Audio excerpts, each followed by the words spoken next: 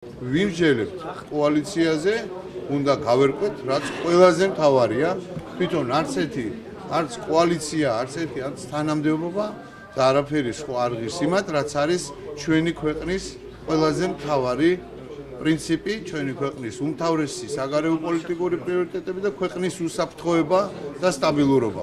დღეს ერთი კონკრეტული ორგანო ცდილობს რომ ზიანი მიაყენოს და მინდა გითხრათ რომ ეს უკვე განხორციელდა, როდესაც გენერალური შტაბის უფროსი არის უმნიშვნელოვანეს ვიზიტზე ვაშინგტონში, როდესაც თავდაცვის მინისტრი იყო უმნიშვნელოვანეს ვიზიტებში საფრანგეთსა და გერმანიაში, ხდება ასეთი მიზანმიმართული შეტევა თავდაცვის უწყებაზე. ამიტომ ეს არის ძალიან პრინციპული საკითხი მთელი ჩვენი საზოგადოებისთვის, მთელი ჩვენი ქვეყნისთვის და არაერთი რომელიმე კონკრეტული ან პარტიის, ან კოალიციის.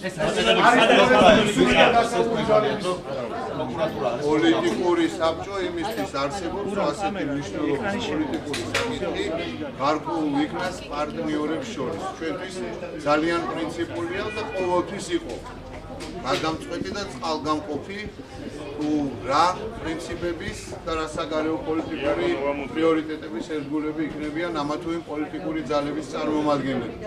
ამიტომაც მოდით დაველოდოთ, ეხლა საჭირო არის მართლაც ამოვიდეთ ქვეყნის ეროვნული ინტერესებიდან, ყველამ ვიმოქმედოთ ქვეყნის ინტერესებიდან გამომდინარე, ვიმსჯელოთ რეალურად, განვიხილოთ საკითხები და მივიღოთ გადაწყვეტილება.